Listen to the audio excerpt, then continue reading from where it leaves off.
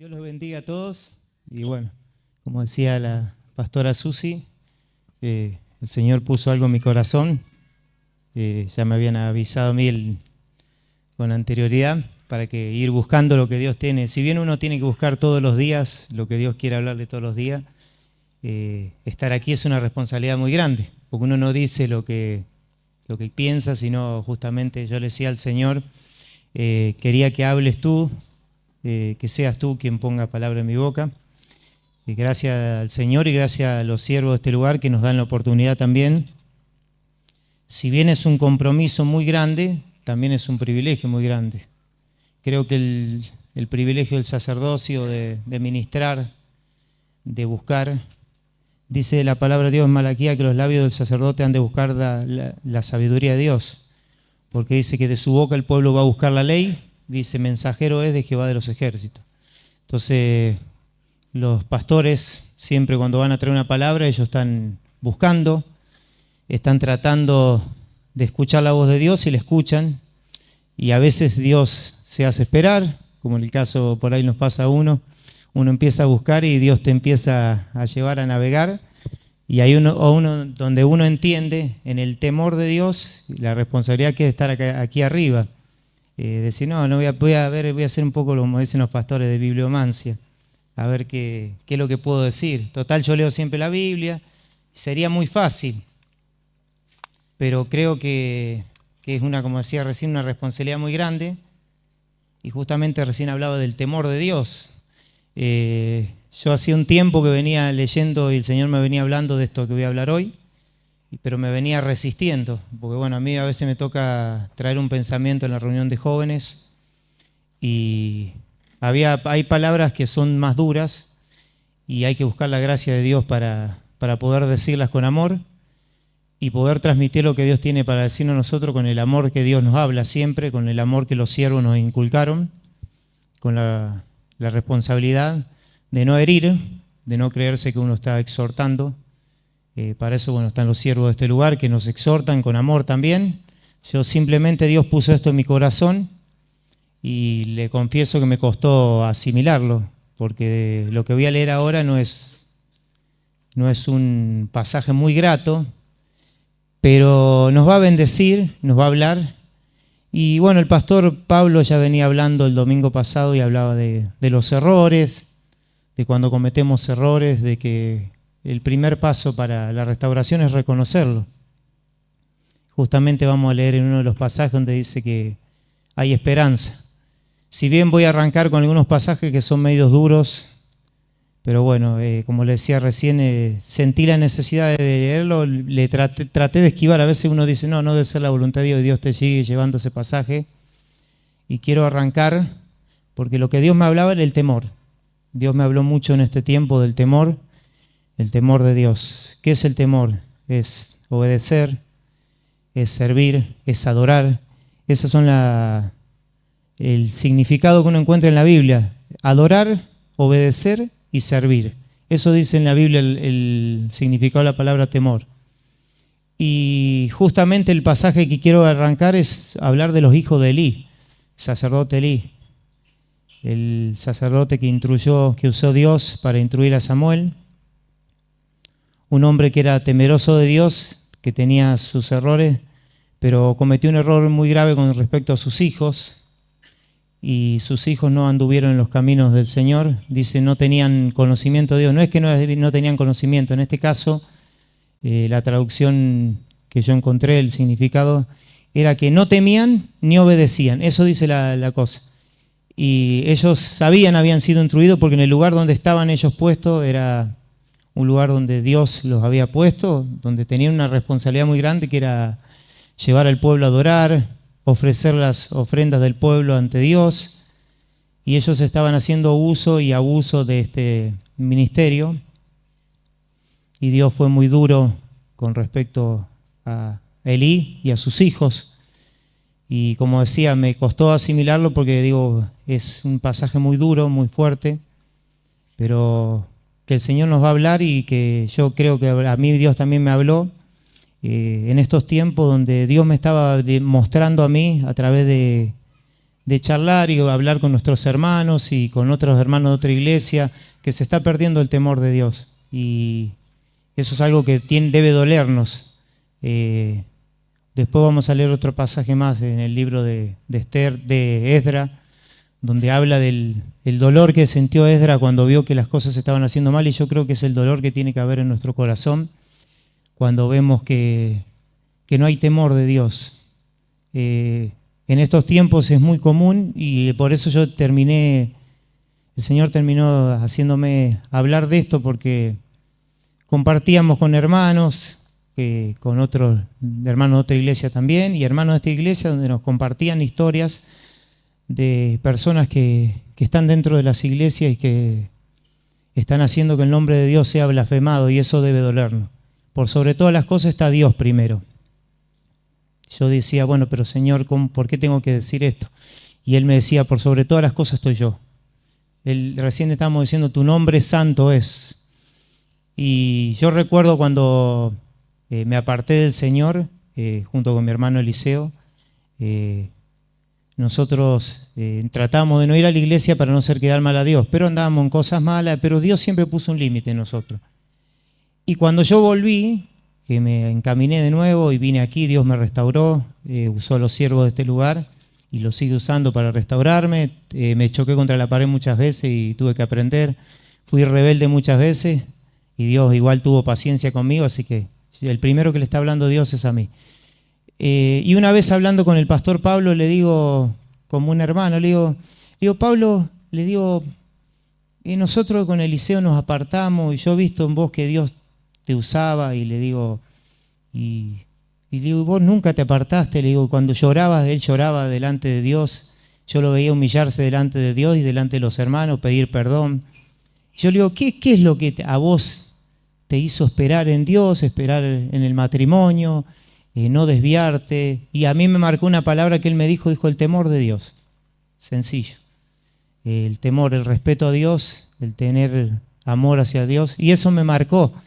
Y cuando hoy estaba leyendo, y en esta semana estaba leyendo, está reiterada a veces la palabra temor de Dios en la Biblia, está muy repetido, y me acordaba de esas palabras de mi hermano, del pastor de este lugar, y decía el temor de Dios, y que es cierto. Y yo me acordaba cuando yo me empecé a restaurar, donde Dios empezó a trabajar, y ese temor se fue inculcado también en mí, en Eliseo, y en todos aquellos que estamos en este lugar. De cada vez que iba a dar un paso en falso, estaba allí la voz de Dios. Cometí errores, millones, miles, pero hay cosas que por ahí tienen un límite en el camino del Señor, y uno lo sabe.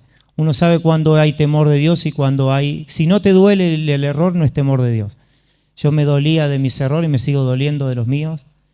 Y siempre le digo al pastor Carlos, le hablaba y le decía, yo no soy digno de estar aquí arriba. Me dijo, bueno, va a abrir la boca que Dios va a hablar.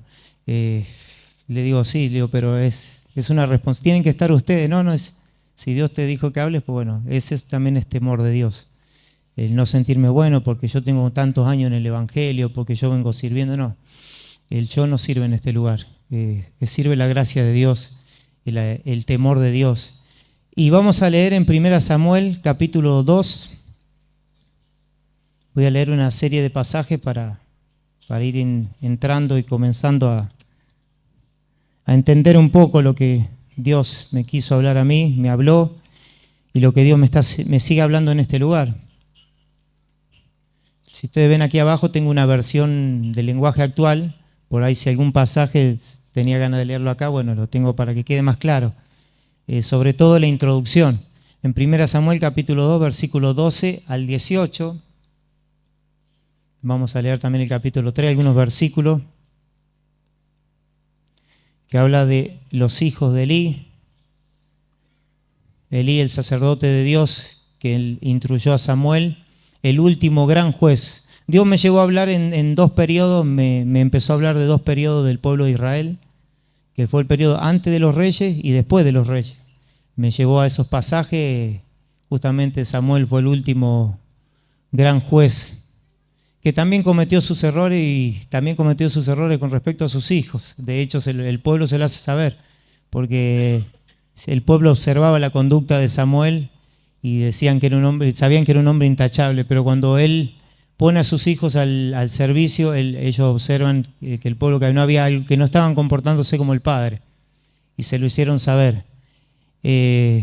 Así que en definitiva es como que cierto modo cometió ciertos errores como Elí, salvándose muchas diferencias con respecto a su vida, pero también él cometió estos errores. Y dice así en 1 Samuel capítulo 2, versículos 12 al 18. Los hijos de Elí eran hombres impíos y no tenían conocimiento de Jehová. Esta es la parte donde yo le dije que leí, busqué en el significado de conocimiento, digo, ¿cómo puede ser si estas personas estaban al servicio? Y se refiere al que no temían, dice, no temían ni obedecían. Ese fue el significado que se encontró, porque a veces dice no conocían, hay pasaje en la Biblia donde no tenían conocimiento, el pueblo erró porque le faltó conocimiento, porque se olvidaban de la ley de Dios y desvariaban de un lado para el otro. En este caso ellos habían sido instruidos, tenían el conocimiento, pero no tenían el temor ni obedecían, que es lo que marca la diferencia en un creyente, como siempre dice el pastor Pablo. La gracia de Dios no es el permiso para pecar, sino que es el poder de Dios para que podamos superar nuestros errores y ir cada día creciendo. Y como decía recién, errores vamos a tener todos hasta el día que llegamos al cajón o que el Señor vengante, eso es indefectiblemente, pero nunca perder el temor de Dios. Yo decía, noté en estos tiempos que muchos me comentaban historias que a mí me hicieron erizar la piel, de gente que está dentro de las iglesias y que está ministrando. Y que yo decía, por eso primero lo tomaba, no, pero yo no tengo que mirar. Después el Señor me hablaba, yo soy primero. Mi nombre es blasfemado por causa de esas personas. Como le decía el apóstol Pablo, el nombre de Dios es blasfemado entre los gentiles a causa de ustedes. Le decía al pueblo judío que estaba en Roma. Y el Señor me decía, tenés que decirlo porque yo veo en ustedes, yo le hablaba con los jóvenes en la reunión, digo, veo el temor de Dios en ustedes. Y lo recalco, siempre se lo digo, veo temor de Dios. No siempre fue así, porque hubo gente que entró y, como digo, por respeto no voy a dar nombre, pero no tenían temor de Dios. Donde yo tuve que aguantar y ver cosas y decir, Señor, Dios mío, ten misericordia, porque uno siempre ora por la misericordia de Dios. Pero siempre cuando hablamos con los jóvenes les decimos, yo veo en ustedes un crecimiento, veo un avance, veo que hay temor de Dios. Se deben equivocar como todos, yo soy el primero que me equivoca, pero veo temor de Dios. Veo en ustedes que están acá temor de Dios, en ustedes que están en este lugar con sus errores, con sus más cosas buenas que malas, pero el Señor se lo sabe, pero veo temor de Dios. Y sentí de decírselos también. Y dice, los hijos de Elí eran hombres impíos y no tenían conocimiento de Jehová. Y era costumbre de los sacerdotes con el pueblo, que cuando alguno ofrecía sacrificio, venía el criado del sacerdote mientras se cocía la carne, trayendo en su mano un garfio de 3 dientes, y lo metía en el perol, en la olla, en el caldero o en la marmita, y todo lo que sacaba del garfio el sacerdote lo tomaba para sí. De esta manera hacían con todo israelita que venía a Silo. Asimismo, antes de quemar la grosura, venía el criado del sacerdote y decía al que sacrificaba, da carne que asar para el sacerdote, porque no tomará de ti carne cocida, sino cruda. Y si el hombre le respondía, quemen la grosura primero y después toma todo cuanto quiera, él respondía, no, sino dámela ahora mismo, de otra manera yo la tomaré por la fuerza. Era pues muy grande delante de Jehová el pecado de los jóvenes, porque los hombres menospreciaban las ofrendas de Jehová. Y el joven Samuel ministraba en la presencia de Jehová vestido de un efod de lino. Y yo lo encontré en esta versión para que lo entiendan, para que sea más claro en el lenguaje actual. Y dice así que se va a entender mejor. Los hijos de Elí eran muy malos y no respetaban ni obedecían a Dios. Hacían cosas terribles con las ofrendas que la gente llevaba al santuario. Por ejemplo, la ley de Dios decía que al presentar la ofrenda, primero se debía quemar la grasa del animal y luego darle al sacerdote una porción de la carne. Sin embargo, cuando la gente apenas iba a quemar la grasa, venía un sirviente de los hijos de Elí y le decía al que presentaba la ofrenda, dame la carne que le toca al sacerdote para que yo se la prepare. Debo llevarla cruda porque el sacerdote no la quiere ya cocida. A veces alguien contestaba, déjame quemar primero la grasa y luego la llevarás lo que gustes. Pero el sirviente le respondía, si no me la das ahora, me la llevaré por la fuerza. Muchas veces el sirviente llegaba con un tenedor, lo metía en la olla donde estaba cocinando la carne y todo lo que sacaba era para los hijos de Elí. El niño Samuel, por el contrario, servía fielmente a Dios. Creo que ahí está más claro para no explicarlo tanto. Estaban incumpliendo con las ofrendas del Señor, se llevaban la carne cruda cuando era una ley, una ordenanza de Dios, que primero se cocía, se quemaba la grasa y después se daba la carne cocida, y ellos se apropiaban, vaya a saber para qué, se hacían fiestas, eso no lo especifica. Y ellos dice, pisoteaban, hollaban, despreciaban, menospreciaban las ofrendas de Dios. Otra versión dice pisoteaba, y las ofrendas representaban a Jesucristo mismo. Era como que estaban pisoteando a Jesús. Y dice más adelante en el versículo 22 al 29 de este mismo capítulo, pero Elí era muy viejo y oía de todo lo que sus hijos hacían con todo Israel y cómo dormían con las mujeres que velaban a la puerta del tabernáculo de reunión.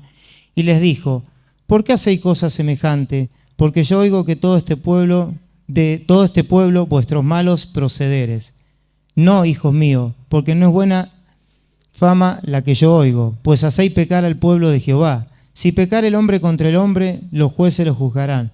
Mas si alguno pecare contra Jehová, ¿quién rogará por él? Pero ellos no oyeron la voz de su padre, porque Jehová había resuelto hacerlos morir. Y el joven Samuel iba creciendo y era acepto delante de Dios y delante de los hombres. Y vino un varón de Dios a Elí y le dijo, así ha dicho Jehová, ¿no me manifesté yo claramente a la casa de tu padre cuando estabas en Egipto en casa de Faraón? Y yo le escogí por mi sacerdote entre todas las tribus de Israel, para que ofreciere sobre mi altar y quemase incienso y llevase ephod delante de mí, y di a la casa de tu padre todas las ofrendas de los hijos de Israel. ¿Por qué habéis hollado mi sacrificio y mis ofrendas que yo mandé ofrecer en el tabernáculo, y has honrado a tus hijos más que a mí, engordándoos de lo principal de todas las ofrendas de mi pueblo Israel? Fuertes palabras del profeta a Elí. De hecho, después se cumplió más adelante, está la trágica muerte de los hijos y de Elí mismo. Y el Señor me hacía leer esto, decía, Dios mío, ¿en qué momento el pueblo de Israel, los que estaban a cargo del sacerdocio, despreciaron tanto la ofrenda? La ofrenda de ella representaba a Jesucristo mismo, por eso hizo hollar. Hollar es pisar, dice, y dejar la marca del pie. Es como que lo pisaban al Señor y lo estaban pisoteando. De hecho, después Dios, aparte de hablarle por medio de este profeta, en el capítulo 3, versículo 1 al 14, Dios le habla a Samuel por primera vez y le recalca lo mismo que le dijo a Elí por medio del profeta.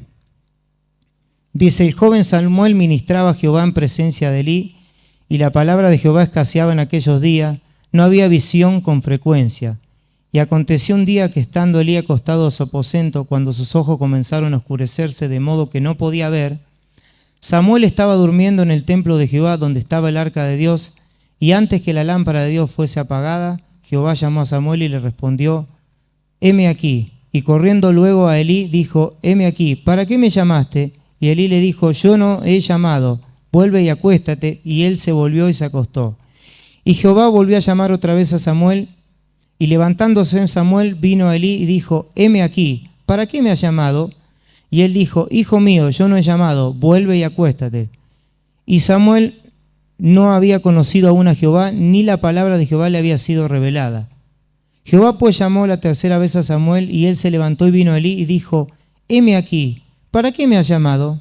Entonces entendió Elí que Jehová llamaba al joven, y dijo Elí a Samuel, ve y acuéstate, y si te llamare dirás, habla Jehová, porque tu siervo oye. Así se fue Samuel y se acostó en su lugar. Y vino Jehová y se paró y llamó como las otras veces, Samuel, Samuel.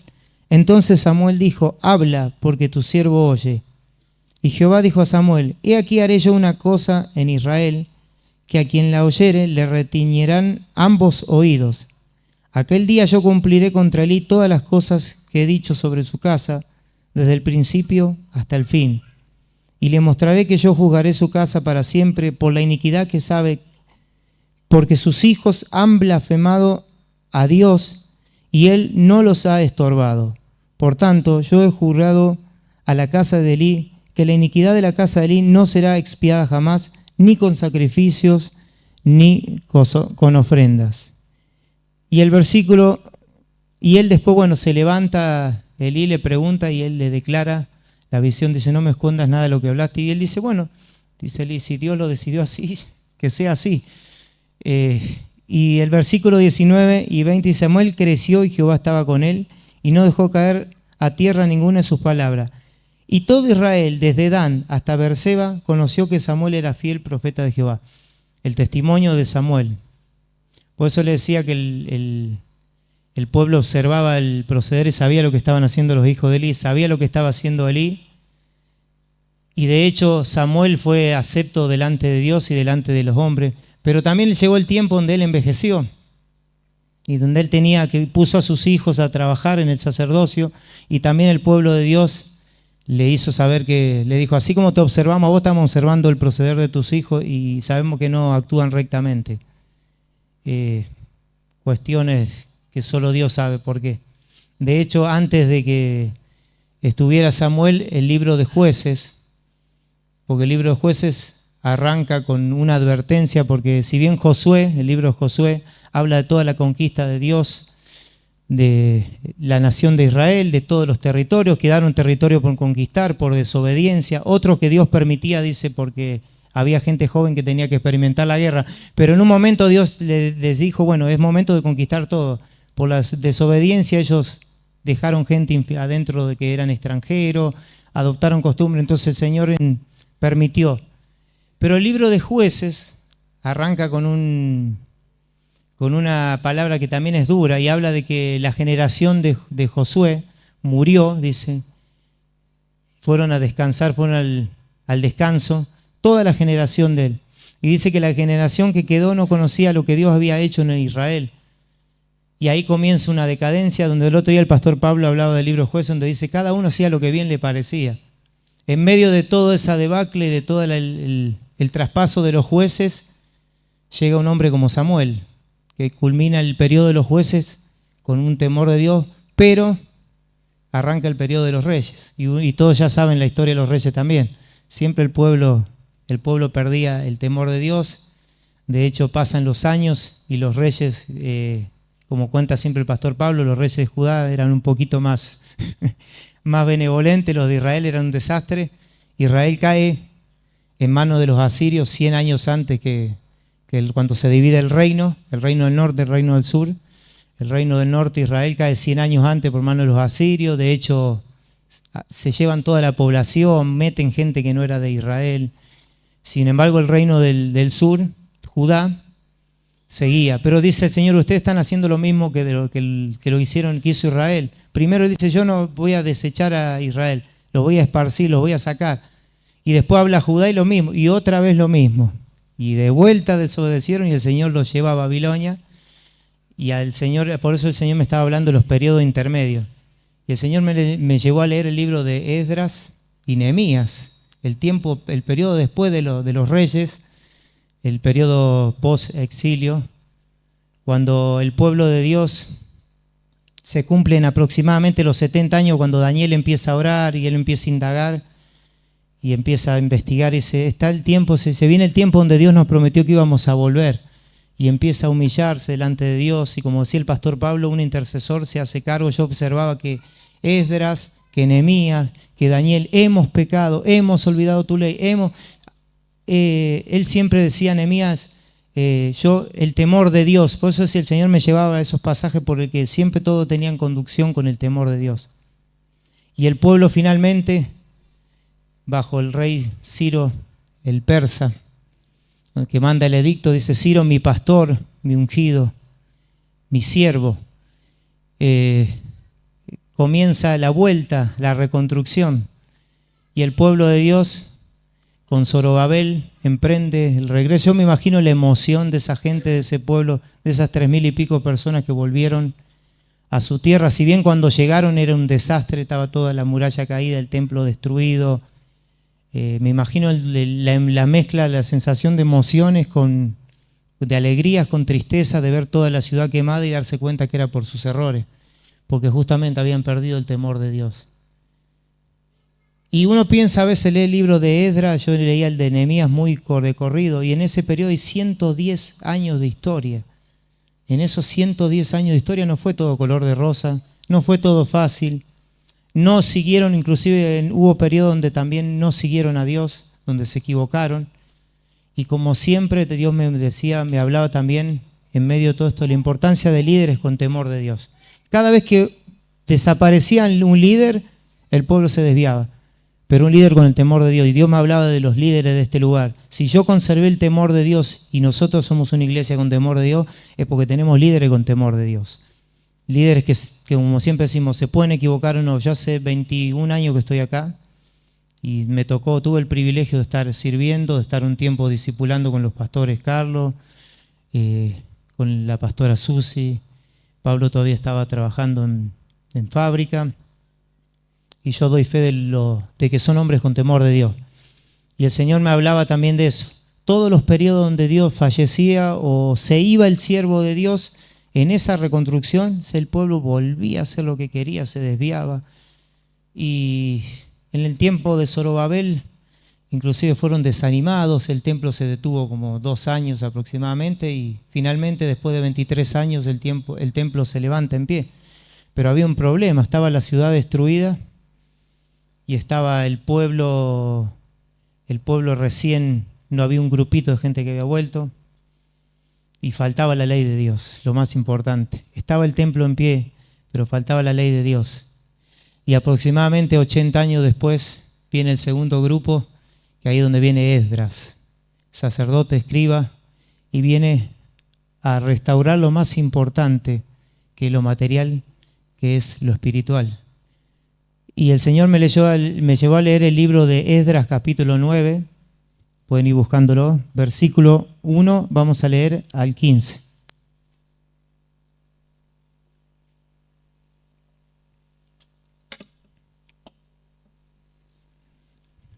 No sé por qué Dios me llevó a esos 2 periodos, pero bueno.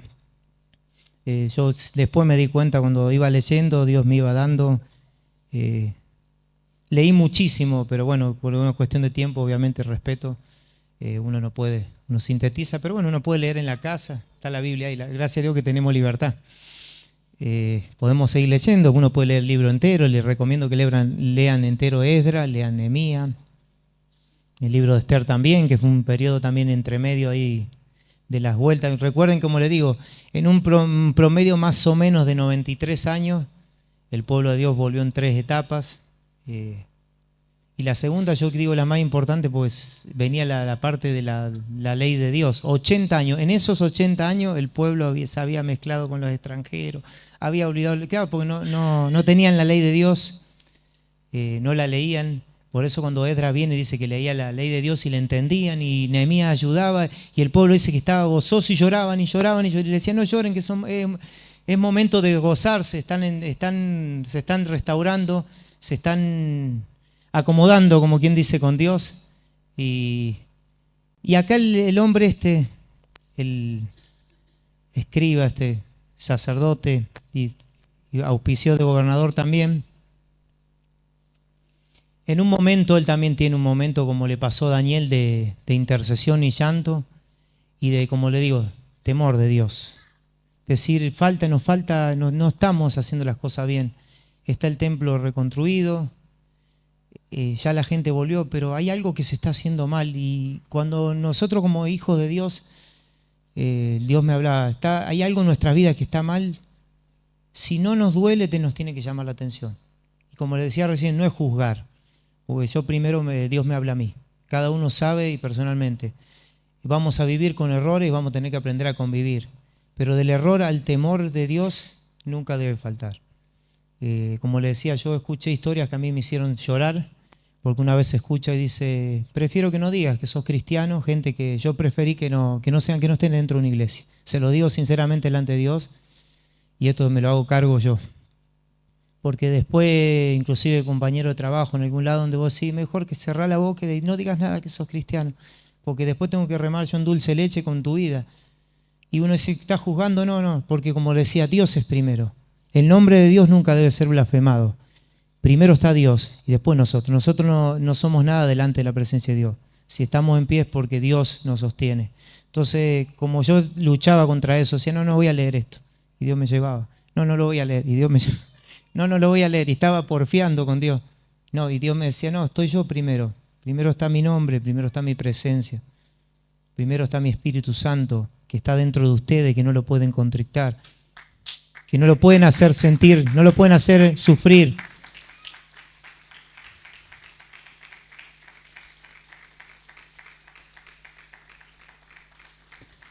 Y dice así los versículos 1 al 15, y después vamos a leer inclusive el capítulo 10, 4 versículos también. Yo soy de leer mucho la Biblia, dejo que Dios hable. Posiblemente me equivoque, porque Dios no se equivoca, yo me equivoco. Pero si leo la Biblia no nos vamos a equivocar seguro. Como decía el pastor Pablo, cuando más nos ajustamos a la palabra, imposible. Si leemos la Biblia es imposible que acá encontremos error. Por eso le decía a Dios también con temor. Decía, Señor, poneme un broche en la boca, ahogame si tengo que decir algo que no hable yo, por favor, Señor, porque yo soy muy charleta y digo, Señor, por favor, le digo, habla vos. Usá mi garganta charleta para que vos hables. Acabadas estas cosas, los príncipes vinieron a mí diciendo, el pueblo de Israel y los sacerdotes y levitas no se han separado de los pueblos de las tierras de los cananeos, heteos, fereceos, jebuseos, amonitas, moabitas, egipcios y amorreos, y hacen conforme a sus abominaciones. Porque han tomado de las hijas de ellos para sí, para sus hijos, y el linaje santo ha sido mezclado con los pueblos de las tierras, y la mano de los príncipes y de los gobernadores ha sido la primera en cometer este pecado. Cuando oí esto, rasgué mi vestido y mi manto, y arranqué pelo de mi cabeza y mi barba. Fíjese si le dolió. Yo creo que me dolería más tironearme la barba y los pelos. O sea, le ha dolido. Y me senté angustiado en extremo, dice. Y se me juntaron todos los que temían las palabras de Dios de Israel. Presten atención, de los que temían, se me juntaron. Porque siempre un hombre con temor de Dios va a hacer que gente con temor de Dios se acerque a él. Y se me juntaron todos los que temían las palabras del Dios de Israel a causa de la prevaricación del cautiverio, mas yo estuve muy angustiado hasta la hora del sacrificio de la tarde. Y a la hora del sacrificio de la tarde me levanté de mi aflicción, y habiendo rasgado mi vestido y mi manto, me postré de rodillas y extendí mis manos a Jehová mi Dios y dije, Dios mío, confuso y avergonzado estoy para levantar, oh Dios mío, mi rostro a ti. Porque nuestras iniquidades se han multiplicado sobre nuestra cabeza. Fíjese cómo presta atención cómo se empieza a hacer cargo. Lo que decía el pastor Pablo, un verdadero intercesor se hace cargo. Esdras, Nehemías, Daniel y todos los que estuvieron delante del pueblo de Dios siempre se ponían ellos como decían, este pueblo se equivocó, decía. Y nuestros delitos han crecido hasta el cielo. Desde los días de nuestros padres hasta este día hemos vivido en gran pecado. Y por nuestras iniquidades nosotros, nuestros reyes y nuestros sacerdotes, hemos sido entregados en manos de los reyes de la tierra a espada, a cautiverio, a robo y a vergüenza que cubre nuestro rostro como hoy día. Y ahora, por un breve momento, ha habido misericordia de parte de Jehová nuestro Dios, para hacer que nos quedase un remanente libre y para darnos un lugar seguro en su santuario, a fin de alumbrar nuestro Dios nuestros ojos y darnos un poco de vida en nuestra servidumbre. Porque siervos somos, mas en nuestra servidumbre no nos ha desamparado nuestro Dios, sino que inclinó sobre nosotros su misericordia delante de los reyes de Persia, para que se nos diese vida para levantar la casa de nuestro Dios y restaurar sus ruinas y darnos protección en Judá y en Jerusalén. Pero ahora, ¿qué diremos, oh Dios nuestro, después de esto? Porque nosotros hemos dejado tu mandamiento, que prescribiste por medio de tus siervos los profetas, diciendo, la tierra a la cual entráis para poseerla, Tierra inmunda es a causa de la inmundicia de los pueblos de aquellas regiones, por las abominaciones de que la han llenado de uno a otro extremo con su inmundicia. Ahora pues, no daréis vuestras hijas a los hijos de ellos, ni a sus hijas tomaréis para vuestros hijos, ni a sus hijas tomaréis para vuestros hijos, ni procuraréis jamás su paz ni su prosperidad, para que seáis fuertes y comáis el bien de la tierra, y la dejéis por heredad a vuestros hijos para siempre.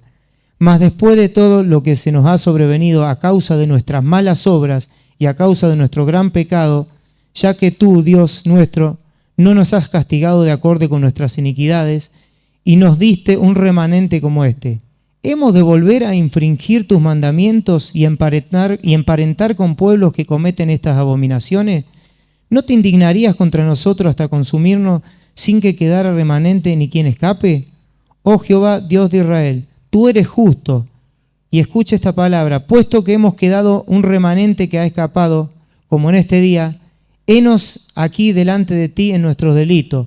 Y escuche lo que dice esta palabra, porque no es posible estar en tu presencia a causa de esto. Eso también el Señor me martilló.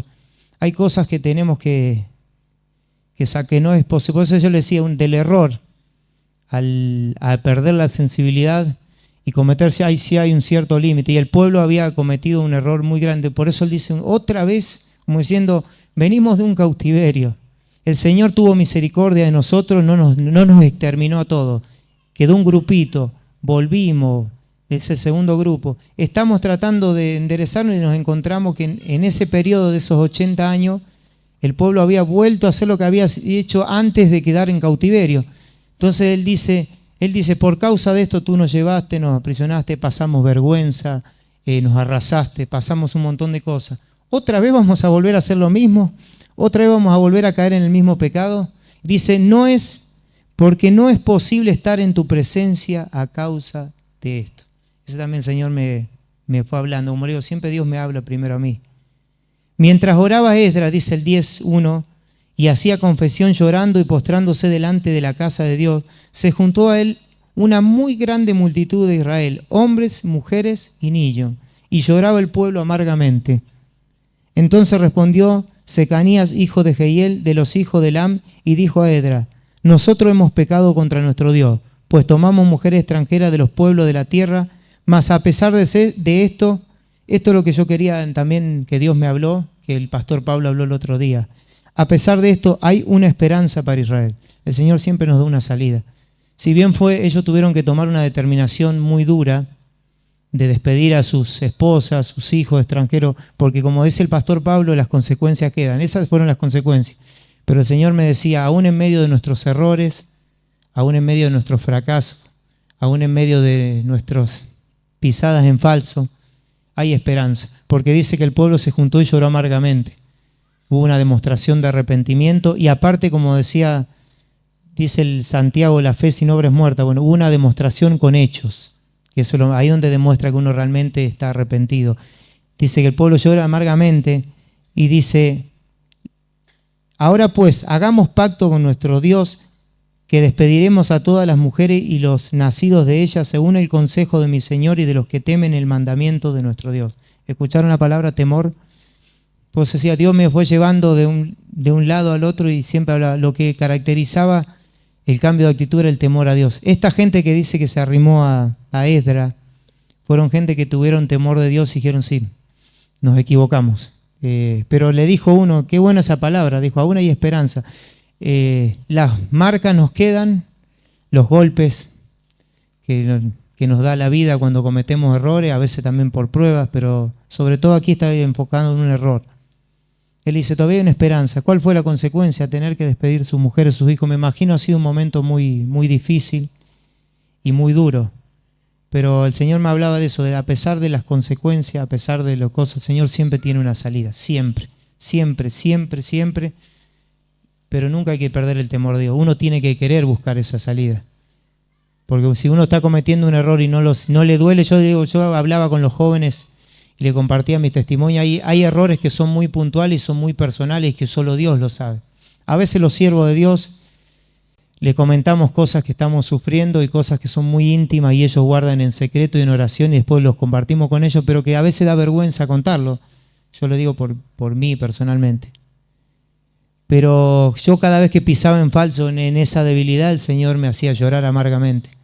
Yo pensaba que nunca iba a poder salir y en un momento Dios me dio la salida, pero en ningún momento que yo equivoqué y pisaba en falso dejé de llorar. Lloré durante 21 años, un proceso durísimo, y sigo llorando cosas delante de Dios. Y sigo temiendo delante de Dios y sigo pensando que Dios tiene mucho, que yo estoy recién saliendo del cascarón, como quien dice. Tengo mucho que aprender, tengo mucho que valorar, tengo mucho que... Yo hablaba de la rebeldía, una de las cosas que Dios tuvo que trabajar en mí fue la rebeldía. Tuve que aprender a honrar a los hombres de Dios, tuve que aprender a pedir disculpas, tuve que aprender a decirle, pastores, me equivoqué, erré, fui rebelde, no estuve al 100 con ustedes y tuve que llorar, tuve que abrazarlos y eso es parte también del proceso de Dios. Y hoy sigo llorando por otras cosas delante de Dios, sigo llorando por palabras que se vinieron sobre mi vida y que delante de Dios le sigo diciendo, Señor, si todavía tenés ganas de trabajar conmigo, acá estoy, le digo. Si no te cansé, si las vueltas en el desierto no te marearon, Señor, si mi vida, cada vez que me golpeé contra la pared, le digo, Señor, si te sigo interesando, acá estoy, le digo. Yo me acuerdo que una de las palabras que me trajeron aquí, que yo, gracias a Dios, la pude recuperar por medio de Francisco. Yo la había perdido, la había extraviado y yo quería verla, pues pasaron muchos años. Y después de esa palabra caí al pozo, caí al valle, Señor, y me sigue trabajando, pero caí en un pozo donde ya se van a cumplir 15 años de esa palabra. Y todavía estoy ahí, en el aire.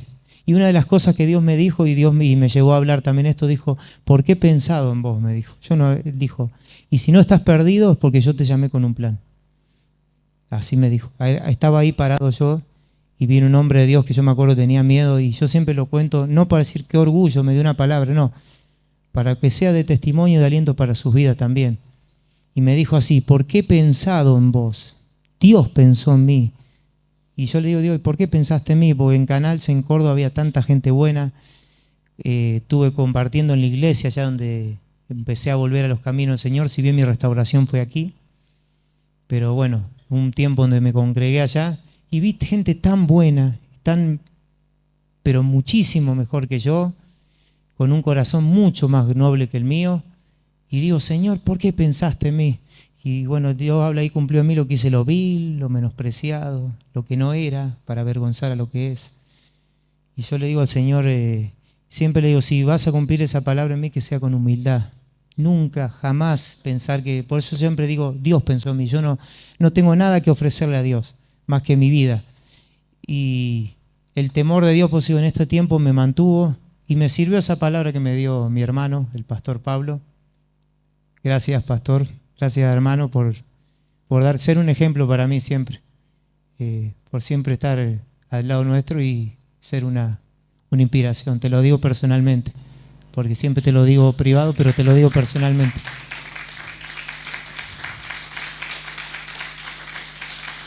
Gracias a los 4 pastores. Gracias, pastora Susi, por aguantarme tanto y por enseñarme también. Por enseñarme con el ejemplo. A veces uno dice, no, pero el carácter no. Uno tiene que aprender a ver lo santo de Dios y valorar lo que tenemos en este lugar. Gracias a todos ustedes, hermanos, por aguantarme también. Gracias al pastor Carlos, tantas mates que hemos pasado con el pastor. El otro día le hablaba a él y le decía, pastor, pero yo no quiero hablar. Me dice, no, sí, yo sé que vos vas a hacer. Digo, pero no, pastor, no quiero hablar. Tengo miedo. Y recién la pastora Susi me decía, tranquilo, tranquilo. Y le digo, ¿qué voy a decir? Y bueno, gracias por sus vidas, por estos 21 años que yo llevo aquí, y porque sé que Dios allí en aquel lugar todavía tiene cosas para hacer en este templo, pero yo sé que Dios va a desatar algo allá también. Así que yo iba a leer después lo de Nehemías, pero lo voy a dejar porque se va a extender mucho. Después lean el libro de Nehemías. Nehemías también habla del temor de Dios. Nehemías ayudó a Esdras a terminar de enderezar al pueblo. Lo ayudó con los extranjeros, lo ayudó con cuestiones muy puntuales. El pueblo se había puesto a la usura, se había dedicado a la usura, había agarrado de esclavos a sus propios hermanos, prestaban plata y aprovechaban, se quedaban con los campos. Los gobernadores, por eso le digo, en esos 80 años, porque tuvo Zorobabel, murió después de más o menos unos 70, 80 años, hubo otros gobernadores, y también dice que se aprovechaban del pueblo, lo explotaban. Y Nehemías dice, pero yo tenía temor de Dios, yo no hice abuso de eso. El pueblo estaba en mucha afrenta, en mucha necesidad, y él viene a restaurar los muros, lo último que faltaba, y siguió viniendo gente con él para habitar la ciudad. Un hombre terrible, hombre de Dios. Léanlo el libro de Nehemías, tremendo hombre de Dios. También un hombre temeroso de Dios, y como le dije recién, por cuestión de tiempo no quiero tampoco abusarme del tiempo y desarrollarme más, pero también dejó muchas cosas en mi corazón. Así que bueno, espero que haya sido de bendición esta palabra, y bueno, que Dios los bendiga, y no perdamos nunca el temor de Dios, y no perdamos nunca noción del lugar donde estamos parados. Amén.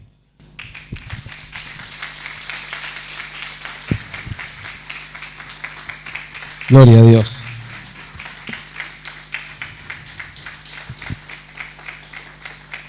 El temor de Dios, más que una condición, es una herramienta, es un arma para vencer. Me acordaba de una anécdota que contaba un muchacho nacido en Colombia, hijo de una colombiana y de un japonés, y hablaba de la disciplina, la cultura, la conducta del japonés. Y él dice, yo tengo una mezcla. Usted lo mira, es un japonés, pero es colombiano, y algunos lo deben conocer, muy famoso en las redes. Dice que una vez en Japón estaban esperando para cruzar la calle con el papá, y el semáforo para peatones estaba en rojo y no venía absolutamente nadie, ni una bicicleta venía. Y el padre estaba firme ahí, y él le dice, pero papá, no viene nadie, crucemos. No, el semáforo está en rojo. Dice, pero no tiene sentido, si no hay ningún vehículo. No, cuando tengamos el verde para nosotros, cruzamos. Y él le dice, pero papá, ¿quién nos está viendo? Y él lo mira a su hijo y le dice, yo me estoy viendo. No conoce al Señor, por supuesto, pero si esa conducta existe en cuanto a la misma convicción personal, cuánto más cuando uno tiene el conocimiento de que Dios nos está viendo. No importa si nadie nos ve, no importa si nadie se entera, el tema es que Dios se entera y Dios nos ve. Qué importante que es, ¿no? Y es verdad, porque en los momentos donde podríamos haber quizás caído, metido la pata y arruinarnos la vida para todo el viaje, y nadie estaba mirando, nadie era testigo, pero Dios estaba mirando, y el temor de Dios nos guardaba.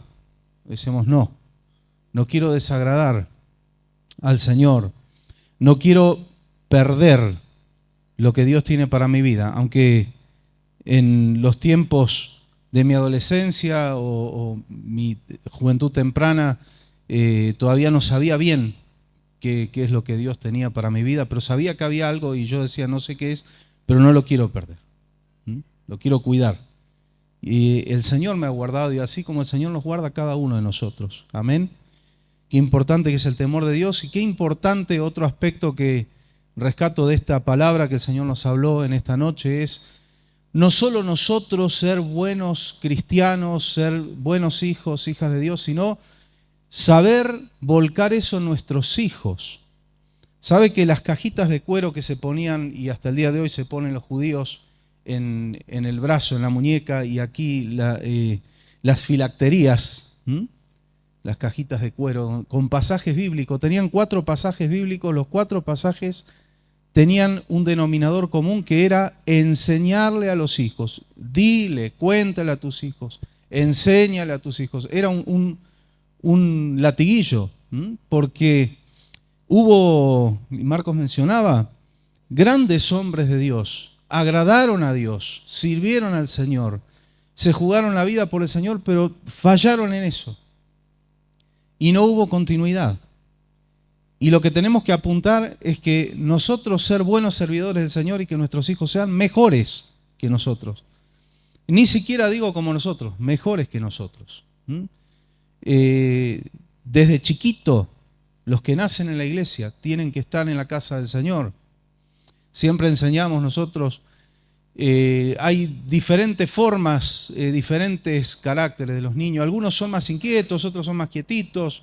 No importa, como padres tenemos la responsabilidad de sujetar a nuestros niños, porque es fácil decir no lo traigo porque es revoltoso. Error, gravísimo. Tráigalo. Y como papá y mamá, hágase cargo. Es así. Pero ¿sabe qué? Ese niñito, esa niñita revoltoso, revoltosa, va a crecer, andan jugando, pero usted no sabe cómo captan las cosas del Señor. Usted cree que no, sabe cómo están captando y se están impregnando de este ambiente de la presencia de Dios de un día para el otro. Si usted hace lo que tiene que hacer como papá y mamá, Dios hace lo que tiene que hacer. Y de un día para el otro usted va a notar que está ahí quietito, quietita, empiezan a madurar.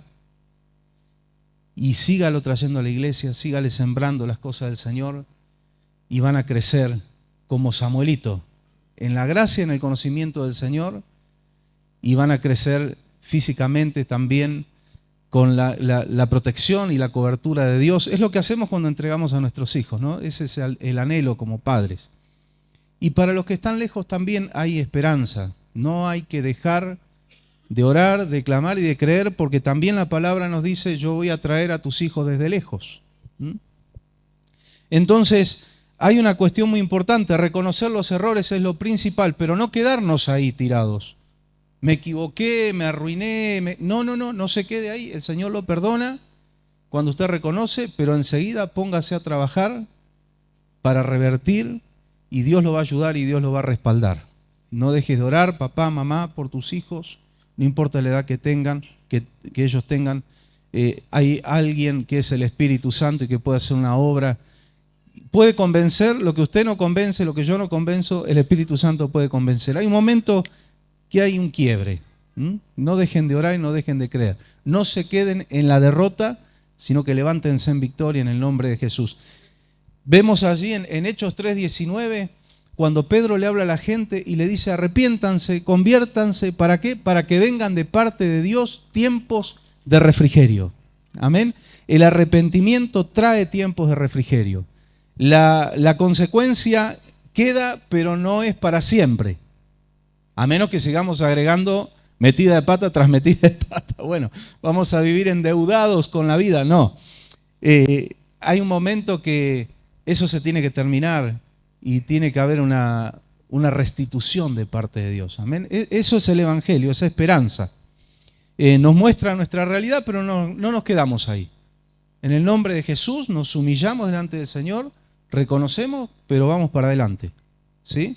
No nos quedamos ahí tirados. Hay buenas noticias, como leíamos aquí. Y qué bárbaro, ¿no? En Nehemías, yo digo, ¿cómo a los que van o aspiran a ser políticos o algún cargo político, habría que hacerlos estudiar? Olvídese de ciencias políticas, ciencias sociales y que esto, hágale estudiar Nehemías, porque Nehemías fue gobernador también. Esdras era escriba, ¿sí? Conocedor de la ley, y Nehemías era gobernador, era un político. Y ojalá si los políticos fueran como Nehemías, Suiza sería una villa miseria al lado nuestro. De verdad se lo digo, ¿eh? De verdad. Qué bueno que es gente con temor de Dios. Lo mismo recalco, y ya vamos a orar, pero hay muchas cosas mucho jugo de todo esto, ¿no? Esdras, que era escriba, y usted ve en el Nuevo Testamento, y los escribas son, junto con los fariseos, lo peor de lo peor. Pero a veces no notamos que no todos eran así. Porque, por ejemplo, los papás de Juan el Bautista estaban en el sacerdocio, pero no eran corruptos. Dice la Biblia que eran intachables delante de Dios. Eran intachables. Podemos guardarnos en medio de la corrupción, ser guardados, no caer en lo mismo. Si estás en un lugar donde ves que todos meten la mano en la lata, o como hoy se leyó, todos meten el garfio en la olla, tú no tienes por qué hacerlo porque todos lo hacen. Porque aquí encontramos un escriba que era temeroso del Señor y que impulsó al pueblo no solo a conocer la ley, sino a obedecerla. Y dio el ejemplo. Y yo con esto aclaro algo. Cuando se habla, que a veces se ha malinterpretado en las iglesias, cuando se habla de que la letra mata y el espíritu vivifica, y algunos usan ese versículo para hablar de que estudiar la palabra no es tan bueno, sino más bien las experiencias y lo que uno siente, porque mucha letra, no, hay una pésima interpretación. No está hablando de estudiar la Biblia. Está hablando específicamente de la ley versus la gracia. Hay que entender puntualmente a qué se refiere. La letra mata, pero el espíritu vivifica. Se refiere a la ley versus la gracia. Porque todo este libro, desde Génesis hasta Apocalipsis, ya Pablo se lo dijo a Timoteo, que toda la palabra es inspirada por Dios, es útil para redarguir, para instruir en justicia y demás. Pero Jesús dijo algo muy importante: mis palabras son espíritu y son vida. Así que cuando hablamos de profundizar, de leer, de estudiar la Biblia, no es letra, es espíritu y es vida. Toda esta palabra es espíritu y es vida. Pablo, en un momento, cuando está disertando, en esa ocasión que se duerme Eutico, ¿se acuerdan? Y que flor de susto se pegó porque cuando se despertó estaba, no sé si en el paraíso o dónde, pero no estaba en este mundo, se mató, se cayó dormido de un tercer piso, pero tranquilos, el Señor hizo un milagro y lo resucitó. Yo creo que Eutico los próximos cultos estaba así, con 2 escarbadientes. Dice que Pablo se extendió en la disertación de la palabra y este muchacho se durmió, estaba con la antena para otro lado, se cayó, todo lo que pasó. Baja el apóstol, ora por él, es resucitado Tico y Pablo sube y sigue predicando. Aquí no ha pasado nada. Yo creí que nos íbamos todos a casa, se murió uno, resucitó, ¿qué no pasó esta noche? Pablo dijo, ok, sigamos en donde estábamos, por dónde íbamos, y siguió y dice que hasta la madrugada estuvo hablando la palabra. Usted ve que esto no es letra, es espíritu. Estudiar la Biblia es espíritu. Ser conocedor de la Biblia no es malo, por el contrario, desconocerla es malo. Lo que es malo es ser conocedor y no hacedor. Ahí está el problema. Pero ¿cómo vamos a hacer lo que no sabemos? ¿Cómo vamos a hacer lo que no sabemos? Tenemos que ser conocedores. Aquí hay un ejemplo clarísimo, un escriba, conocedor de la palabra, pero que con el ejemplo él demostró que se podía cumplir y él al pueblo lo llevó y lo impulsó a conocer la palabra. Generalmente los que le ocultan la palabra al pueblo es porque lo quieren engañar con algo. ¿Sí? Y esto pasa en todos lados y pasa en muchas iglesias que se hacen llamar evangélicas también. ¿Sí? No hay una profundización, vamos muy por arribita, entonces podemos meter algo que nos convenga a nosotros. Pero cuando el pueblo conoce la palabra no se lo puede engañar. Entonces hay que conocer. Amén. Muy bueno el trabajo de Esdras, muy bueno el trabajo de Nehemías como gobernador. Y tiene que ser muy bueno nuestro trabajo desde donde Dios nos puso. Amén. Dando una palabra, invitando, una palabra de ánimo, una palabra de esperanza que Dios va a poner, no te preocupes, el Espíritu Santo va a poner en tu boca y te va a poner también al lado a la persona necesitada para que tú le hables del Señor. Todos nosotros, usted puede estar acá sentadito, ¿sí? Y no ser, como dicen algunos, que no conocen cómo funciona el reino de los cielos. Algunos tienen años y todavía no saben cómo funciona el reino. Es calienta banco. No, señor. No, señor. Yo aborrezco esa expresión. Es una expresión muy despectiva. Porque usted puede estar sentado acá, pero más allá de que cumpla alguna función, un servicio aquí o no, usted afuera manifieste el amor de Dios, hable de Cristo, ¿sí? Y cuando usted llegue a la gloria, el Señor le va a decir lo mismo que a los pastores, que a los evangelistas, que a los profetas. El Señor le va a decir, buen siervo fiel o sierva. Sobre poco fuiste fiel, sobre mucho te pondré, porque hiciste lo que tenías que hacer. Diste a conocer a Cristo. Gloria al Señor. Denle un fuerte aplauso al Señor. Gracias a Dios. El Señor nos ayude. Amén. Yo le voy a invitar a estar puesto de pie, que el Espíritu Santo siga trabajando con todo lo que hemos escuchado esta noche en nuestros corazones. luego de orar al Señor. Si alguien quedó sin ofrendar, va a poder hacerlo con toda libertad.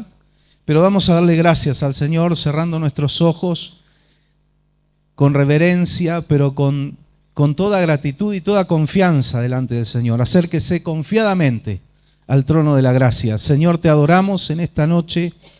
Gracias por tu misericordia. Gracias porque este don no merecido, que es la gracia, con mayúscula, nos ha cubierto, Señor. Y como escuchábamos en uno de los últimos versículos leídos en el libro de Esdras, en esta versión, nueva versión internacional, dice: estamos en tu presencia aunque no lo merecemos, aunque humanamente no somos dignos. Pero Señor, tú nos has dignificado por medio de la sangre de tu Hijo Jesucristo. Todos los que estamos aquí somos tan valorados por ti, Señor. Somos mirados con ojos de amor. Ay de nosotros si así no fuera. Gracias porque tú nos has mirado con ojos de misericordia. Y como decía mi hermano, aunque muchas veces nos hemos equivocado, te hemos fallado, pero tú nos has levantado, nos has perdonado, nos has restaurado. Como le dijiste a tu pueblo un tiempo: por un breve momento me airé contigo, pero voy a tener gran misericordia contigo. Tú eres nuestro Padre. Y a veces podemos quizás hacerte enojar, pero cuando venimos con humildad delante de tu presencia, la ternura invade tu corazón, Señor. Tú sí que eres un Padre bueno, con todo lo que ello implica, Señor. Por eso te adoramos en esta noche. Te damos gracias por la voz de tu Espíritu Santo, gracias por tu palabra. Señor, que esta palabra cale profundo en nuestros corazones y podamos ponerla por obra. Que nunca falte tu amor, que nunca falte tu poder, que nunca falte tu gracia, pero que nunca falte tu temor en nuestras vidas. Porque nos ha de librar de cuántos males, cuántos dolores de cabeza. El temor de ti, Señor, que no es el miedo, el terror, sino que hoy escuchamos la definición de lo que es el temor de ti, Señor. Ese temor reverente nos va a librar de tantas cosas y nos ha librado, y aquí estamos por tu gracia. Señor, bendice a tu pueblo.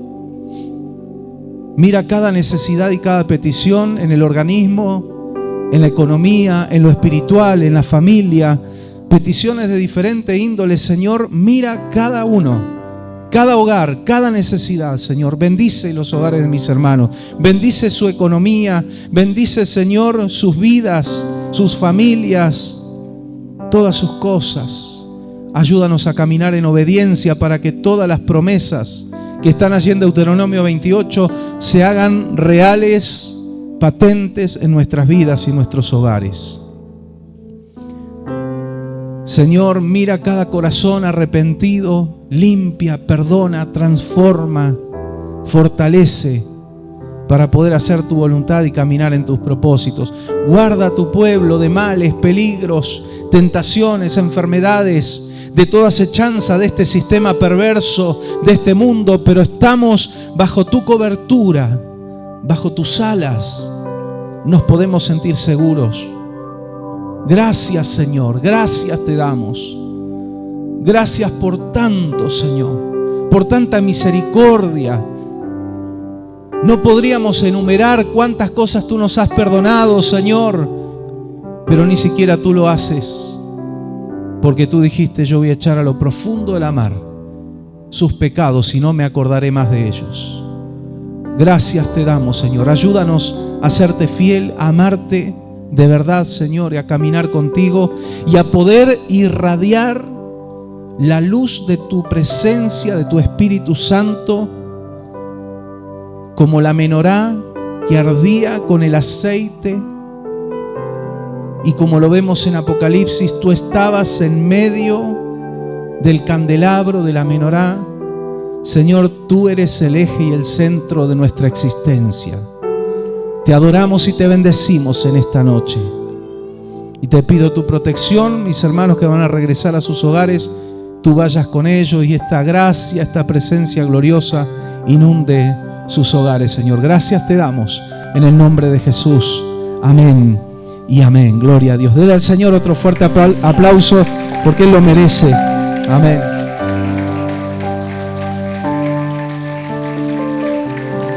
Gloria a Dios. Te adoramos, Señor. Tú mereces la gloria. Amén.